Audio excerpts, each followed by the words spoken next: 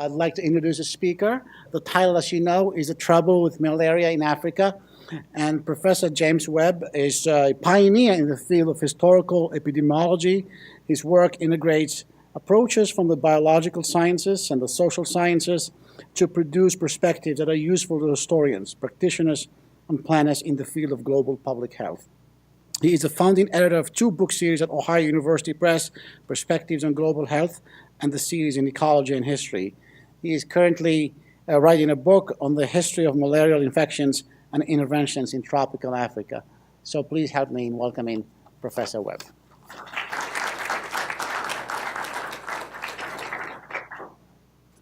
Well, my thanks to Anwar and the Center for Global Humanities for the invitation to speak tonight. It's an honor to be here and a pleasure, too. My wife has just completed her MPH degree at UNE, and I feel a sense of vicarious pride in her achievement and gratitude toward the School of Public Health, mixed with relief that we have no more tuition payments. So, African malaria is very much in the news these days, and many of you are aware of the efforts to distribute insecticide-treated bed nets to African households, to spray residual synthetic insecticides indoors, to diagnose malarial infections rapidly, and to get therapeutic drugs to people who fall ill. The contemporary campaign to control malaria in tropical Africa has produced impressive results. It's substantially reduced deaths and severe illnesses. The malarial burden, however, is still very high, although no one can be sure of the numbers. Perhaps 600 or 700,000 children die every year, and hundreds of millions who have survived the childhood challenges suffer non-lethal malarial infections. So I'll just refer to the slide here, and I've been informed I should describe it just briefly because this is being taped and is going out over the radio. So here we have a photograph of an Anopheles mosquito, which is the it is the only vector for malaria. And the Anopheles mosquitoes, in case you find one in your house, and we have Anopheles mosquitoes in Maine. If you find one in your house and you see them biting, you will be able to identify them because they have their rear end up in the air when they bite, and that's kind of the distinctive posture of the Anopheles mosquito.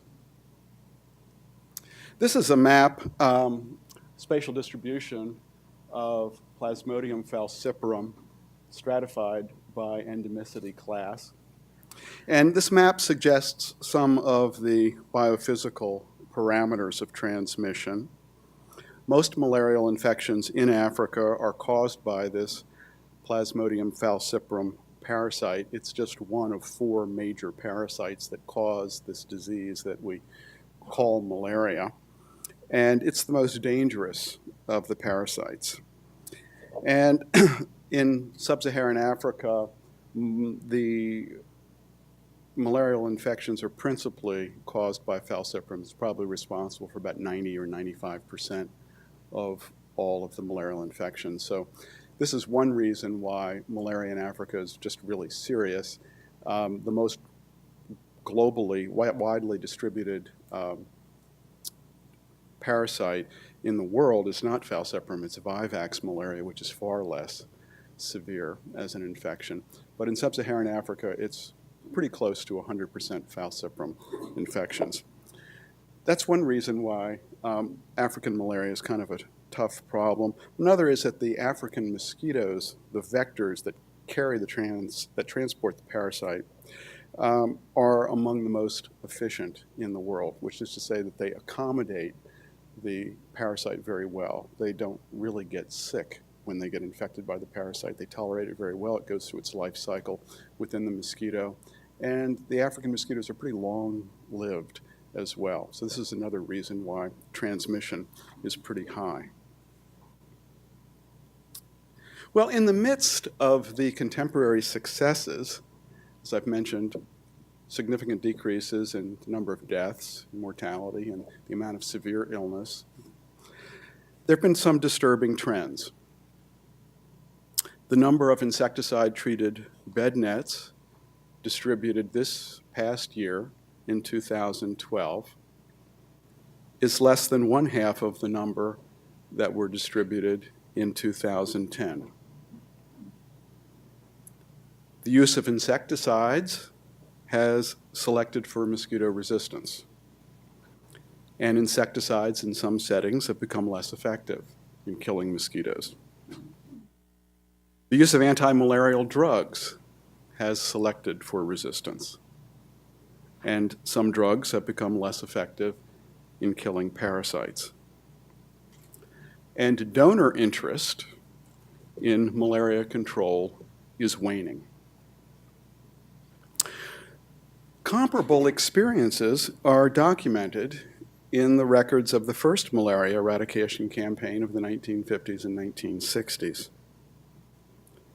And the trouble with malaria that I'm going to talk about this evening is that we've been making malaria policy decisions without knowing much about the long and troubled history of malaria control in tropical Africa. Several years ago, when I was writing Humanity's Burden, A Global History of Malaria, I began to investigate the scientific literature on malaria in tropical Africa.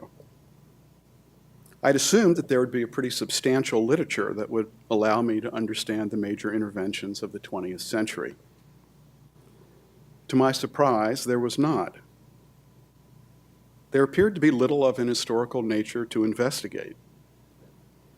The scientific literature was agreed that tropical Africa had not participated in the World Health Organization's global malaria eradication campaign that ran from 1955 to 1969.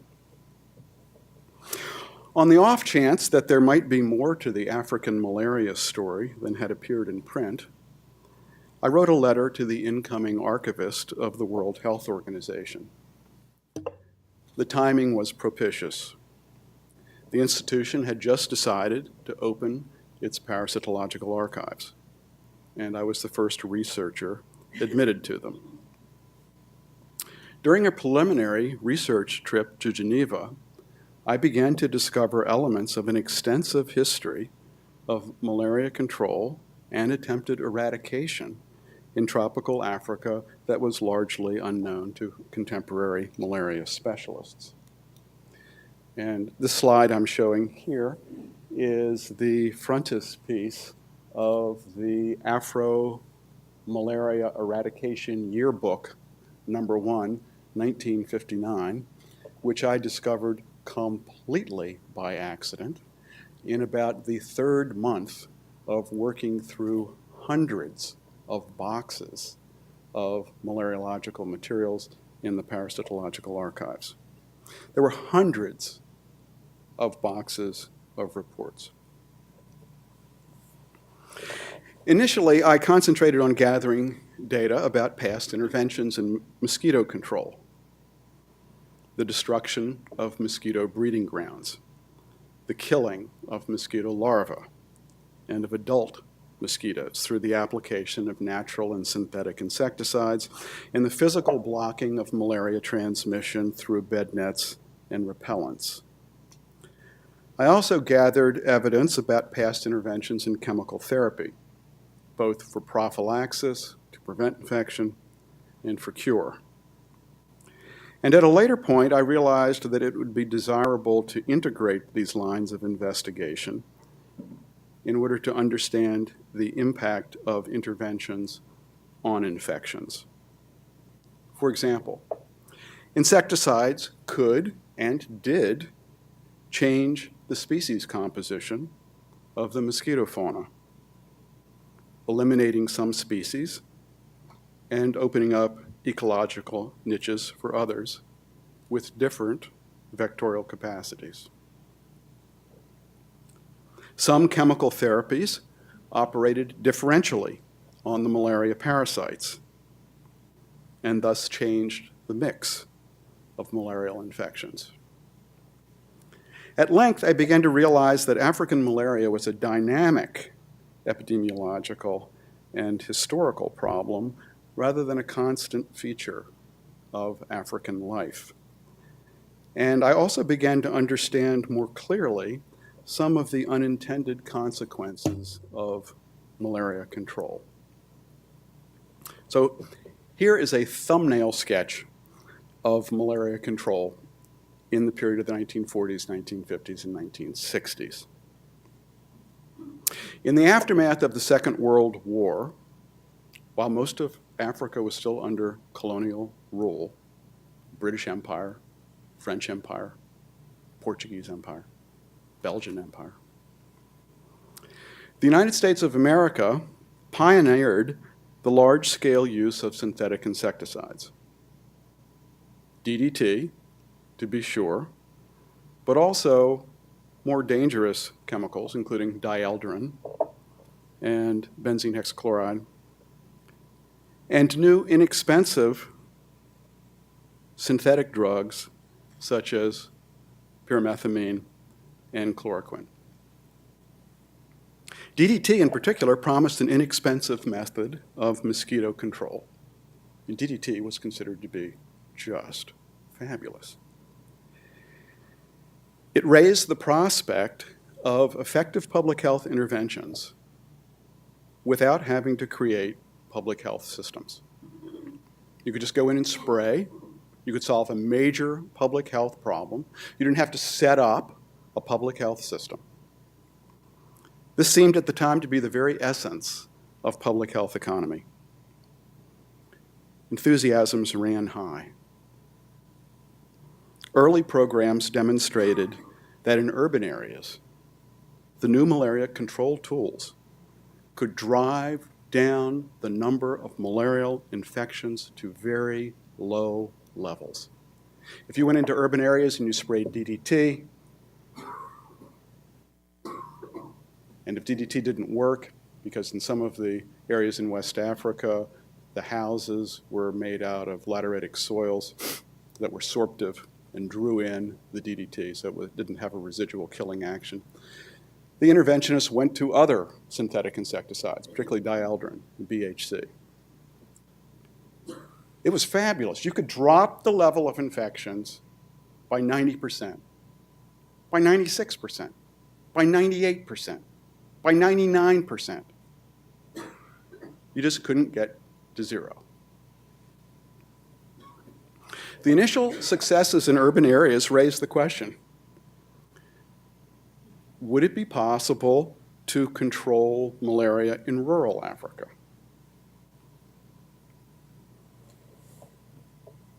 In 1950, the first conference on African malaria was held in Kampala, Uganda, where this was the major policy issue.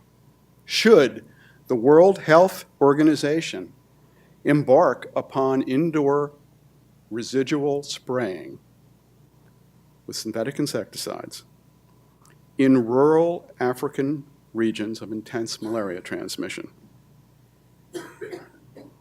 Africans in these zones who had survived childhood infections had acquired a partial immunity to malaria, and as a result, suffered less severe bouts. The real problem in the 1950s, as today, was among children under the age of 5, when their immune systems were immature and the burden of severe disease and death was concentrated in the under 5 group. If you survived those initial challenges, you could still get sick, but the sicknesses were not very severe.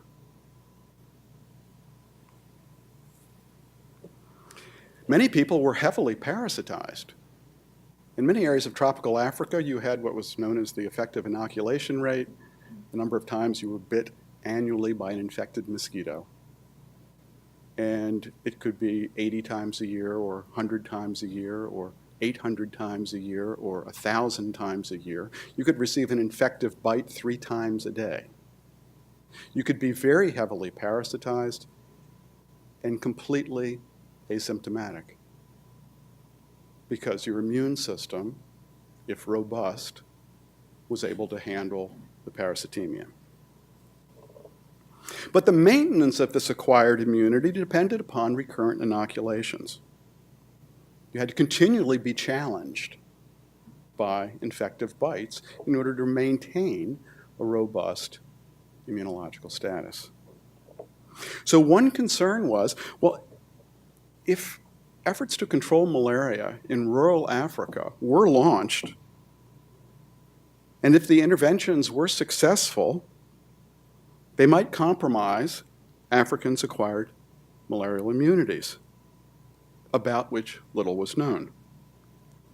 And if the control efforts were subsequently to fail, the populations that had been protected by the spraying campaigns might lose their immunities and suffer rebound epidemic malaria with severe consequences. So at the heart of this very fractious dispute in Kampala in 1950, at the first conference on African malaria, there were two issues. One was, well, if you believed or if you disbelieved in the possibility of the eradication of malaria. I mean, after all, if you believed that it were possible to eradicate malaria, then the issue of rebound epidemic malaria was moot. It didn't matter. There were many such believers. The second issue was the extent of childhood mortality owing to malarial infections. I mean, how serious was the problem of childhood death and disability? It was surprisingly only in the 1950s that the medical community moved closer to a consensus on the issue of childhood mortality. Childhood morbidity and mortality were conceptualized as costs that were paid to acquire adult and adolescent immunities. If the costs, the medical costs, were high, well, then there was more of an argument for intervention. If, in fact, Africans, young Africans under the age of 5 didn't suffer greatly and managed to acquire immunity, then there wasn't much of an argument for intervention. So in the aftermath of Kampala in the early 1950s, the medical community came to accept an estimate of 25% of childhood mortality, childhood deaths that were directly attributable to malaria. And thus, for those who accepted this estimate, the second of the reasons for caution in malaria intervention dissipated. By virtue of the good that could be conveyed to those in the early years of life through the prevention of malaria transmission, the concern over any potential vulnerability that might be incurred by adults in areas of heavy transmission where the acquired immunities have been compromised through malarial interventions faded away as an issue. This is a slide of the siting of the pilot malaria eradication projects in 1960. Many were supported directly by the World Health Organization. Others were benefiting from assistance from the World Health Organization. Some of you will know that malaria was considered to be the largest global burden of disease at the end of the Second World War. The World Health Organization, at its formation, took up the banner of the League of Nations, which had preceded its health organization in its malaria division. The disease of malaria was the first candidate that was identified for possible elimination, eradication globally, and the first effort to try and eradicate one of the major human diseases was that of malaria, and the campaign built up in the course of the late 1940s and 1950s, and the World Health Organization announced in 1955 that it would go for global eradication of the disease. It was the largest public health program in history. The World Health Organization launched pilot projects in a lot of different ecological zones. They launched them in forest areas, in savanna areas, Sahelian areas, coastal areas, highland zones. It was understood that there was so much variation in transmission in sub-Saharan Africa that any protocols for eradication would have to be worked out on an ecological basis, and that what was going to work in the Sahel was not going to work in a coastal area and was not going to work in a forest area. This is the first of two slides that I'll show from the Liberian campaigns. The Liberian campaigns were the first of the WHO pilot projects. They were the ones that had built upon the interventions of the Americans, who began spraying indoor residual insecticides in 1945. By the mid-1950s, evidence was accumulating that indoor residual spraying, also known as IRS, but not to be confused with the Internal Revenue Service. Evidence was accumulating that indoor residual spraying, or IRS, alone would not be able to interrupt the transmission of malaria. I mean, IRS worked really great. You could kill most mosquitoes. But when you placed heavy selection pressure on the Anopheline mosquitoes, you selected for mosquitoes and for a gene that was resistant to the insecticide. At a World Health Organization technical meeting in 1957, the malaria experts unanimously recommended the initiation of large-scale experiments with the mass administration of anti-malarial drugs. The recommendation, like that with residual spraying, was to try things out, to employ different drugs and different dosage schedules to determine the efficacy of the interventions. This is another slide from Liberia that just shows the administration of anti-malarials. And down here in front, you see a little WHO newspaper, which is part of the propaganda campaign for the global malaria eradication campaign.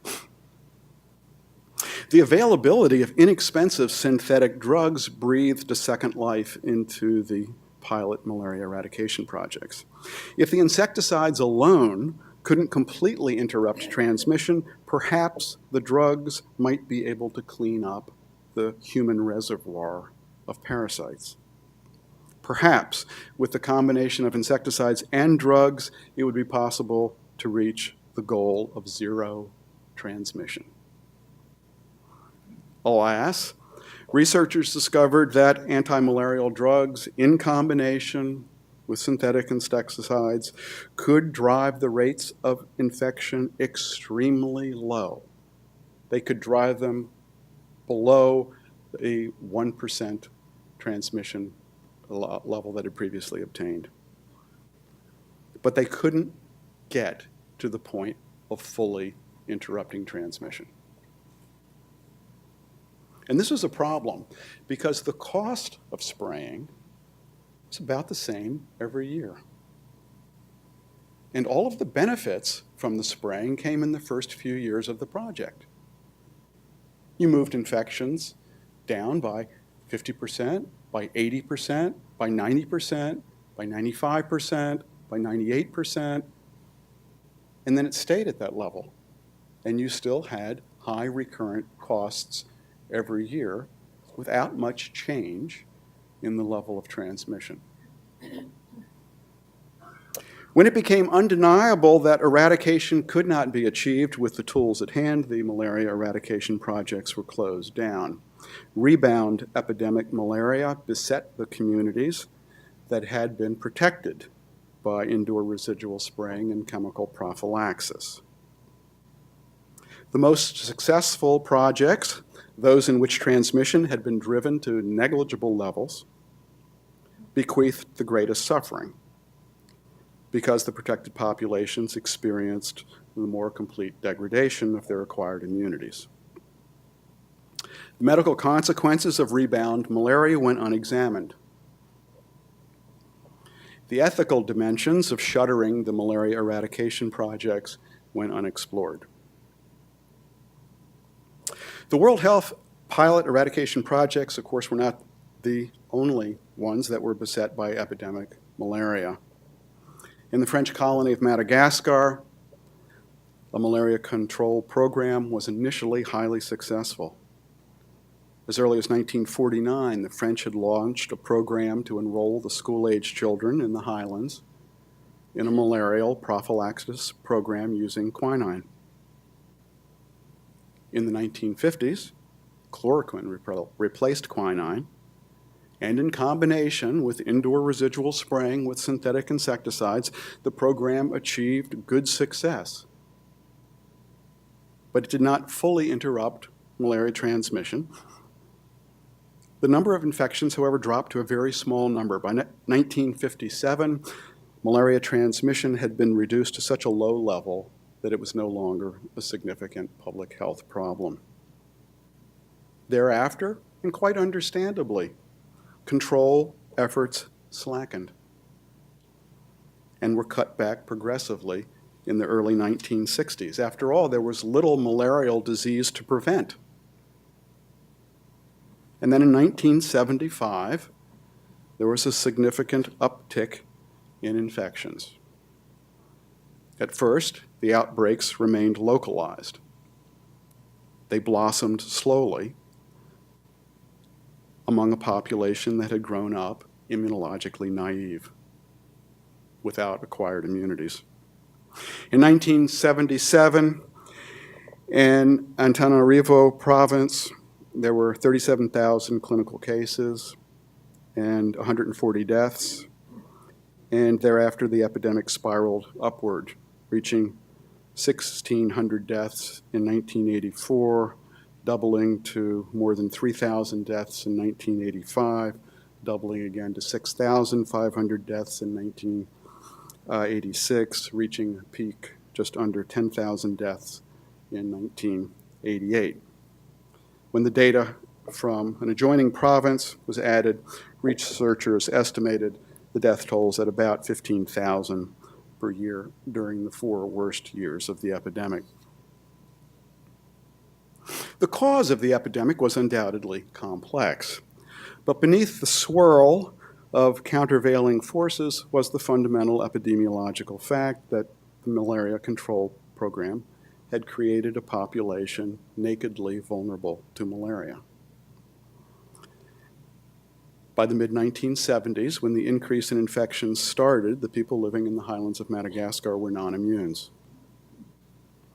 By the late 1980s, when the epidemic had been brought under control, the grave sites of the tens of thousands of victims marked the public health tragedy of malaria control and lapse. The creation of non-immune populations is one of the unavoidable and integral consequences of successful malaria control. It wasn't one that was restricted to highland areas. From 1980 to 1981, a malaria eradication project took place on the islands of Sao Tome and Principe in the Gulf of Guinea. As had been the case on other small islands, local transmission could be fully interrupted by using synthetic insecticides. When you have a really small area, some of the best successes in full eradication take place on islands because you can actually spray everywhere. The interventionists believed that eradication was at hand. In 1983, however, migrant fishermen reintroduced falciparum malaria to the islands inadvertently, and in 1986, an epidemic broke out. It took more lives during its 10-month reign than had died from malaria in the 7 years before eradication. When malaria programs have lapsed after a number of years of successful control, rebound epidemic malaria has afflicted formerly protected communities, and the health consequences of the epidemics have gone largely unmeasured. In part, this may be because of the metaphor of rebound, which suggests that the disease has bounced back to its pre-intervention levels. I mean, if the loss of control results in the reestablishment of a pre-existing equilibrium, African communities might be no worse off than they would have been otherwise. Yet the evidence from as early as the 1940s indicates that lapsed malaria control has resulted in the loss of acquired immunities and new vulnerabilities. Because when malaria transmission is reestablished, even if at far lower levels than previously, the burden of disease is shifted to members of older age cohorts who had previously enjoyed greater protection by virtue of their acquired immunities. For older individuals and those who suffer from HIV or other infections that compromise the immune response, the reestablishment of malaria transmission will cause an increase in serious illness and in death. The logic of the expansion of highly effective, yet potentially unsustainable, public health measures has held the day because malaria control has been represented as an unimpeachable good. Yet when the phenomenon of resurgent malaria is acknowledged to be a possible outcome of lapsed control, and there's no ironclad commitment to funding ongoing malaria control projects, the moral dimensions of malaria interventions are no longer simple and straightforward. It's indisputably noble to save the life of a child. The moral calculus becomes more complex if rebound malaria takes out the life of the grandmother. The long history of malaria control in tropical Africa is of control and lapse. In the past, when commitments to malaria control have waned, the interventionists have enjoyed a kind of immunity from moral censure. After all, there's no opprobrium attached to doing one's best and failing. The ethical issues went unexplored. But with a fuller understanding of the historical record of control and lapse in tropical Africa, and of the vulnerabilities of communities who have been temporarily protected by malaria control and then have lost their protective acquired immunities, the contemporary malaria control community of donors and practitioners has an ethical obligation to uphold fully its responsibility to safeguard the health of Africans under its care and to plan for the eventualities of lapsed control.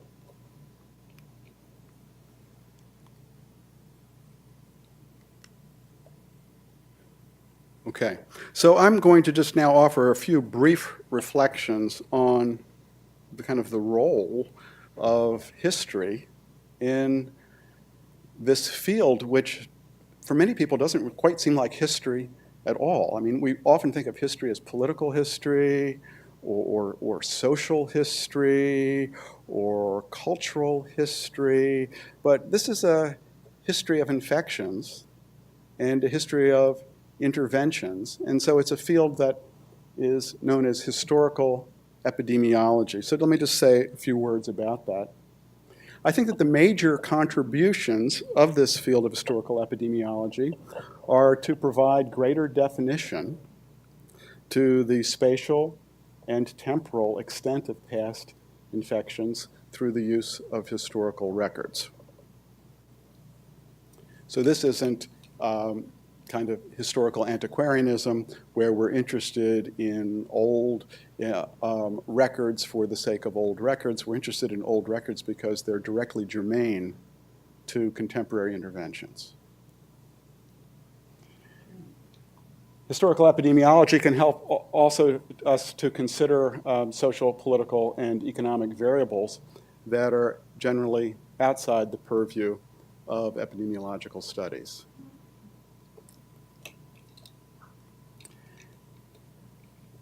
And historical epidemiology can help us to investigate how past control efforts and medical interventions have changed the nature and the dynamics of disease transmission. So we need to get away from the idea that some of the diseases that we're trying to control or to eliminate don't have histories. We need to get away from the idea that, well, there's always been malaria in Africa, and there's still malaria in Africa, and now we're fighting malaria in Africa. No, in fact, the interventions themselves are shaping the nature and the dynamics of disease transmission. So historical epidemiology, the study of the changing patterns of disease over space and time, is just emerging as a field of scientific inquiry. Researchers in parasitology, entomology, immunology, and biomedicine rarely have cross-disciplinary training in these sciences, and in my experience, never have training in historical research methods. And conversely, historians rarely have training in any of the applied sciences. I believe that a partial solution to this conundrum is to integrate historical epidemiology into schools of public health, either in departments of global health or perhaps into departments of epidemiology. The goal, put straightforwardly, is to put historical research at the service of public health. There are immensely practical reasons for doing so. Today, for example, we are using many of the same tools to control malaria in the same areas to control malaria that were deployed in the past. And thus, the record of past interventions is directly relevant to contemporary interventions. Some of the findings of this project on the historical epidemiology of African malaria are cautionary. The findings are of the severe consequences of epidemic malaria that erupt when full control successes lapse. From this point of view, the failure of malaria control specialists to understand the historical epidemiology of African malaria constitutes a significant public health risk to the African populations that they wish to protect. And this is my final slide, which I will just read because some people are listening to this on the radio. And it says, a National Institutes of Health grant award for scholarly writing in biomedicine and health helped to fund this project on the historical epidemiology of African malaria infections and interventions. So that completes my presentation here for this evening, and I would be delighted to take questions from you.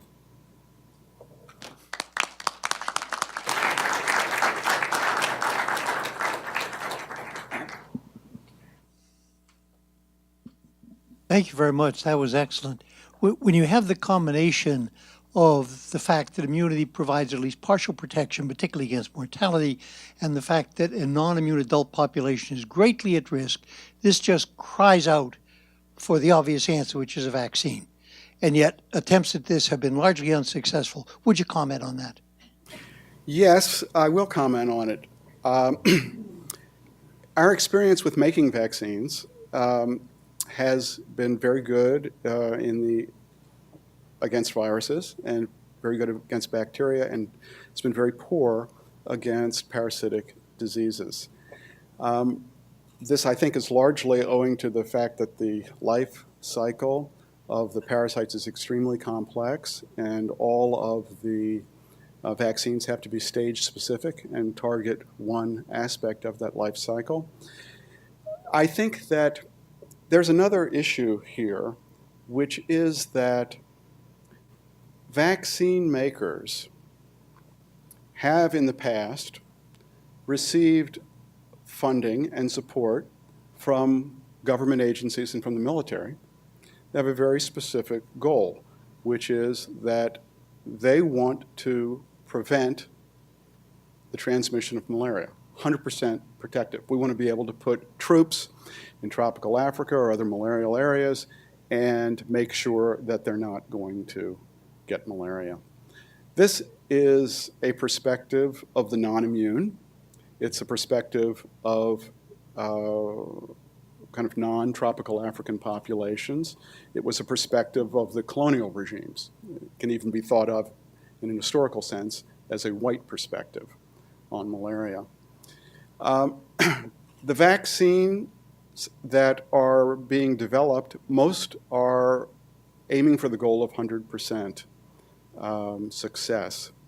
I think from the point of view of African populations that are likely going to continue to receive multiple inoculations with malarial parasites over the course of any year in their life, that the goal of the vaccine would not need to be 100% effective. One could work toward a far less effective vaccine, but this will not serve the needs of the non-immune. And right now, we're still working from the perspective of the non-immune.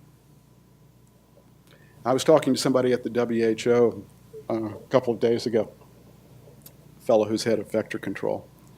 And I asked him just to speculate on where he thought things were going, 20 years from now or 50 years from now. And he said he really wouldn't go there, but he was sure that 50 years out, we'd still be 5 years from the vaccine.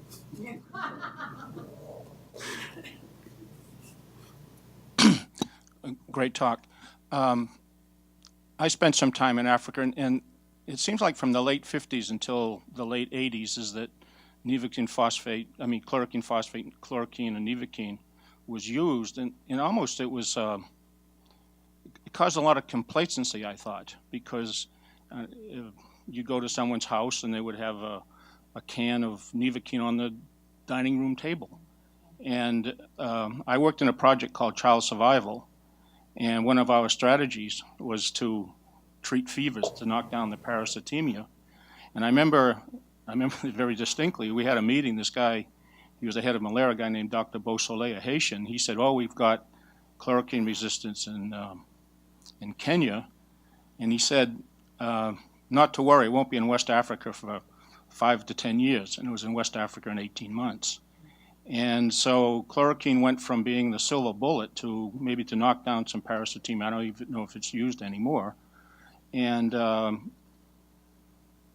subsequently is that they've played around since maybe the 20 years or so since nevaquine is no longer used. There are all sorts of regimens that are being used, and they seem to become obsolete within a couple of years. And so my question, is there any evidence that people just thought they were very comfortable with chloroquine and research didn't go forward? That was my impression, because treat the fever and give them a few aspirin, they'll be okay. And one historical note is that I worked in smallpox eradication, and a lot of the malaria eradication people did go on to form the backbone of the field staff of smallpox in both Africa and the subcontinent. So Great. They didn't go down, wasn't wasted. Right. Thank you. Right. Sure. Well, just let me say a few words about chloroquine. Chloroquine was a miracle drug, and it worked for a really long time, and it was very inexpensive. I mean, it was so inexpensive that it was within the means, really, of the poorest of the poor. I mean, it was a penny or two a dose, and you could buy chloroquine in small shops throughout Africa. It's one of the ironies of malaria control that probably the most successful chapter in the history of malaria control is one that did not involve intervention by international donors. which is to say during the 1960s and 1970s, African governments and African merchants imported large quantities of chloroquine and distributed it because they could make money at it. And it worked to reduce childhood mortality, and it reduced adult morbidity. And it was highly successful. And it was so successful that certainly one of the principal forces that broadened the demographic, the age pyramid, and produced a decline in per capita incomes in Africa during the 1970s and 1980s, because you had many more child survivals per adult. However, the drug, which was really had quite a long run, was very extensively used and worked well for decades, began to produce resistance in Africa in the late 1970s and then spread, so that there were no other dramatic breakthroughs in chemical therapies until relatively recently. So we went through a period from the mid-1980s or so into the late 1990s when the drugs that could be used for curative therapies were much more expensive. And those ones that were used produced resistance relatively quickly. So now it is the case that the gene that in the parasite that works to prevent the efficacy of chloroquine apparently is not very robust, and it doesn't have a high survival purpose, so that in areas where chloroquine has ceased to be used at all, as in Malawi, where this has been studied pretty well, we may be entering a new era of chloroquine efficacy. It may be that we have to use twice as much chloroquine as we used before, but it's possible that chloroquine may have a second life.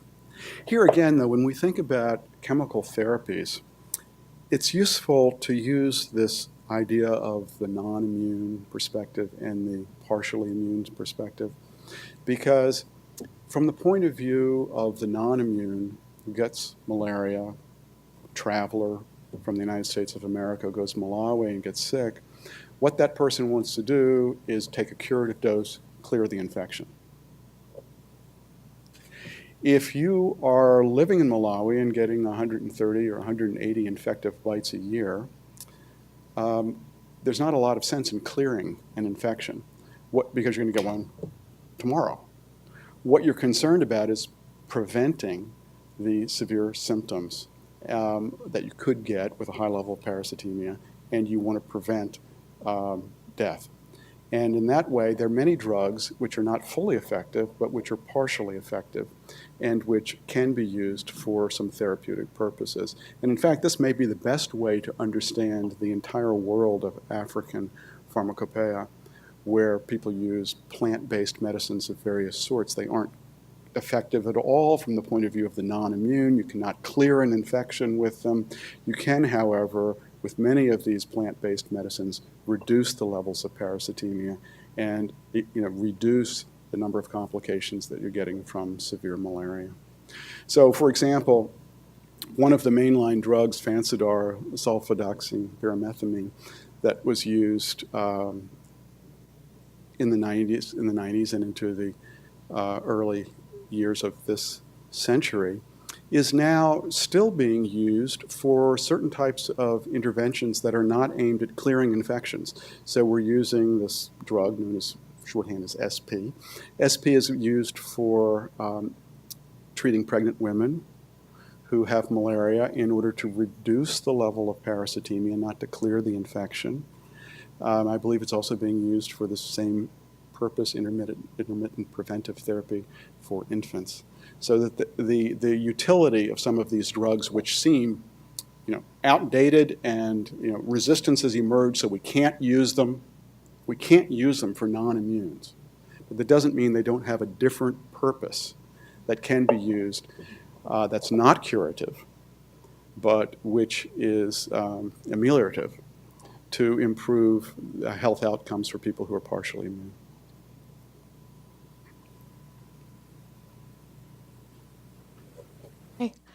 I find it really interesting the line you seem to be drawing between the non-immunes and I guess you would say those infected.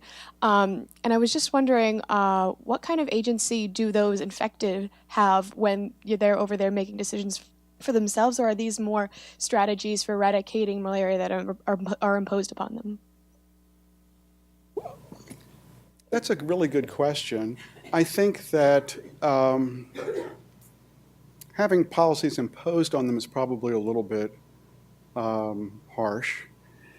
I think that certainly African communities and some medical personnel are concerned about this issue of rebound malaria, particularly in areas in which the pilot projects took place, and there is a memory of this. This is true in Senegal, and it's true in other areas like Zanzibar. We're on the third eradication campaign in Zanzibar right now. Tried it twice before, and it didn't work out.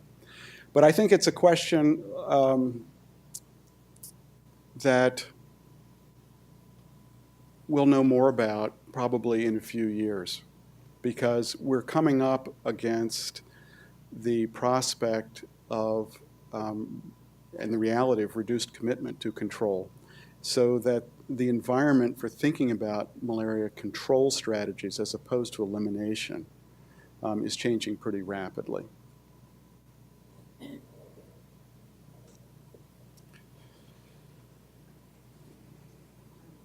Couple questions. This has been fabulous. Thank you so much. It's been very interesting. And I just wanted to remind, especially some of the students, that one of the very few, if maybe one of the only major federal agencies that's not within an hour of Washington, D.C., in terms of their headquarters, is, of course, the U.S. CDC, which is in Atlanta, Georgia, because its main mission when it was born out of World War II was to eliminate malaria in the South East. So just a little bit of a trivia. We have our own malaria history in the United States.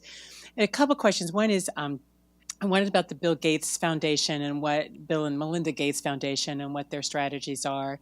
And the second thing is I think my recall on this is more anecdotal than in my own experience in Africa than maybe studies, but I can't remember, which is that I believe there's some evidence that children who do die of malaria tend to be not only from more impoverished families, but along with that have exposure to a lot of other infections such as waterborne diseases, poor nutrition, and the like, and that there's some evidence that if some of those are addressed, that they have a good, clean, safe source of drinking water, and that they're vaccinated against diseases that you can be vaccinated against, and they're not and their nutrition's addressed.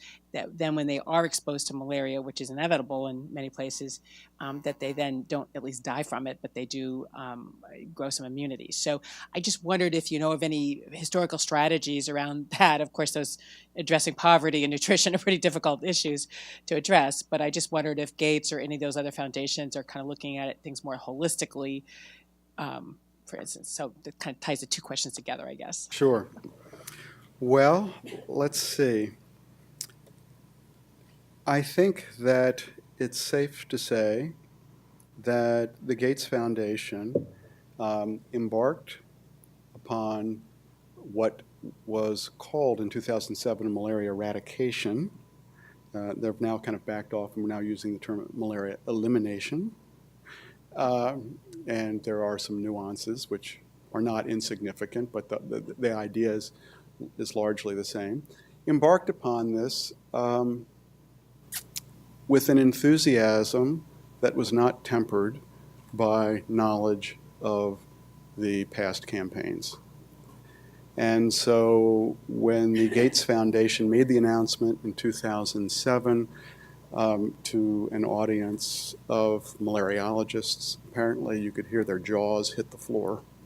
And people could not believe that somebody was talking about malaria eradication, because this had been tried, and some of the best minds and best medical researchers had committed their lives to this. And I have, great respect for the people who embarked on those campaigns, and the literatures that they produced are phenomenal and relevant even today. So that's a problem. There was an enthusiasm for malaria control, and this whole project started rolling forward without much thought about, well, was there an end game? Sure, it was clear if you use residual insecticides, if you use chemical therapies, if you use insecticide-treated bed nets, you can reduce the levels of transmission. That's been known. That's been known for a long time. It's not that hard. You just can't get to zero. And when you can't get to zero, donors lose enthusiasm. Oh, well, I think I might try this other project instead. That looks like it might be a more doable project, or maybe at that point the public health problem's larger than malaria is because you've been controlling malaria. But as soon as you turn your back on it, it springs back and it affects different age cohorts. And so that's a problem. So it's certainly the case that elsewhere around the world, we have seen that when people's incomes rise, that it's possible to dramatically reduce malarial infections. Why? Because when people's incomes rise, they get better housing. They can put screens on their windows. They can protect themselves. If you have electricity, you can set up a fan, and you can have the fan going over you while you sleep at night. Okay? Much more effective than a net. I mean, malaria used to be the largest public health problem in the United States of America in the 19th century. And we only got rid of malaria in the 1940s in this country. And we used to have malaria epidemics in Sebago in the 19th century. So it's not something that's terribly far removed from our experience even up here in Maine. Now, it is the case that other interventions, certainly reducing other disease processes, diarrheal diseases in particular, are going to have a big impact. However, malaria, even by itself, in the current situation, probably is perhaps the largest single disease burden, so that when interventionists have gone into villages and kind of eliminated malaria locally, they've been able to reduce childhood mortality by about 40% of all-cause mortality. But definitely they're interacting. But it's very confusing, and it's very difficult to sort out because the levels of transmission are so high. It's often said that every child who dies is parasitized with malaria, but every child who survives is parasitized with malaria. So it's very difficult to sort out the cause of death, particularly when you have multiple disease processes going on at the same time.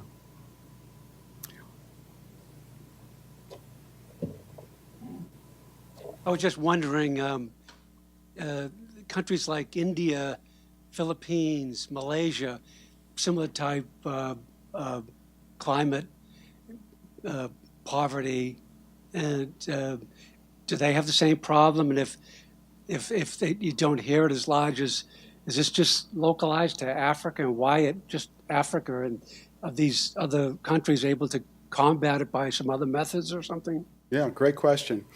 Well, to generalize, it's fair to say that there are perhaps 70 species of Anopheline mosquitoes that transmit malaria, but there's a big range in their competence. So some are really bad at it. They may occasionally transmit malaria, but they're not very good at it. They may get sick. Mosquitoes get sick from parasites too and die, or they don't live as long, they're not capable of transmitting malaria, or they have different biting patterns. So the African vectors, Anopheles gambiae, Anopheles funestus, and Anopheles arabiensis, are just the worst vectors. They're highly efficient. Many vectors, many mosquitoes, really don't care where they get their blood meal. Now, it's just the female is going to take blood. The female needs the blood in order to have her eggs develop. But most mosquitoes, or very many mosquitoes around the world, don't care at all where they get their blood meal. They're happy to get it from a bird, they get it from a dog, get it from a cow. They don't care where they get it. Human being, it's fine. But the African mosquitoes are highly specialized, and they have a very strong preference for human blood. So it's called the anthropophily index, how much you like to bite people. And they really like to bite people. So the anthropophily index is up around 100%. So that's another problem. They've got really efficient vectors. They've got strong preference for human blood. And then about 97 to 99% of all people who live in West and West Central Africa have a genetic mutation, a hemoglobin mutation called Duffy antigen negativity.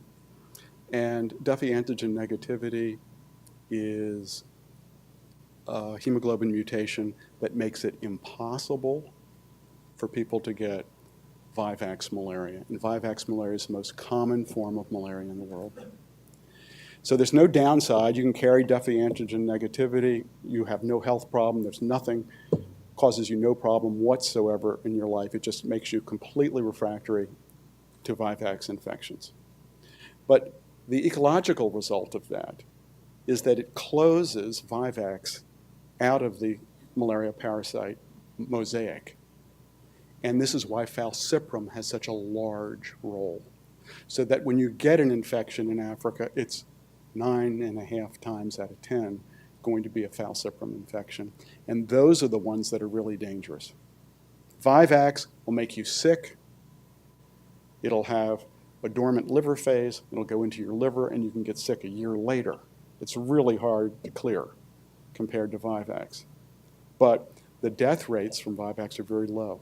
It produces anemia. It's debilitating, but it's not going to kill you. Falciparum is going to kill you.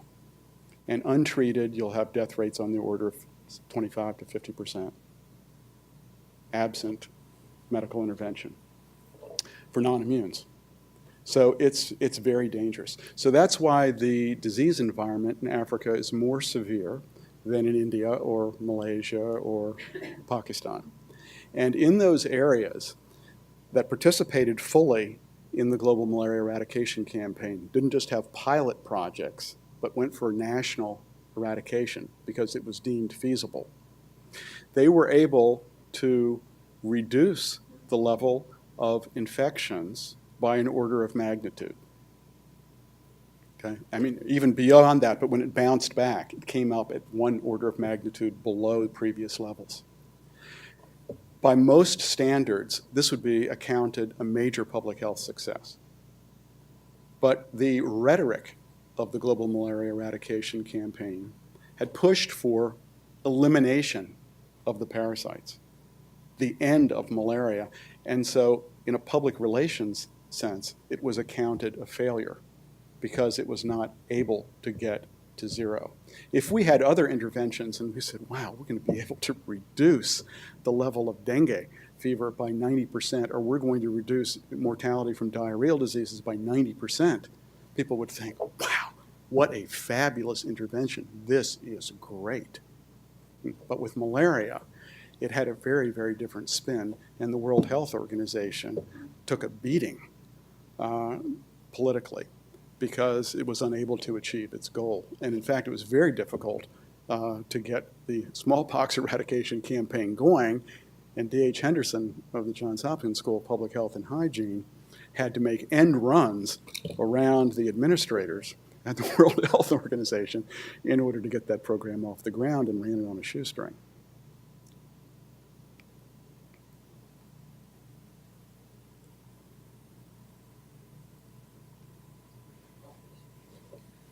I was just wondering, it's a great talk, thank you, whether malaria is a sort of horrific exception, or what rule or what that we've kind of learned here might be applied to things like dengue or giardia, river blindness, yellow fever.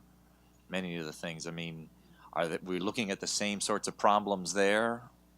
I don't think so, because with dengue or with yellow fever, hemorrhagic fevers that are mosquito-borne, they're viral. So that we've got a vaccine against yellow fever. Now, because yellow fever is no longer afflicting the Americas, interest in producing the yellow fever vaccine is low. Yellow fever deaths are rising in West Africa. And yellow fever is an urban disease, and it's spread by an urban mosquito that breeds in containers. So it's a really different disease from a rural disease. But I think that there are good prospects for a dengue vaccine.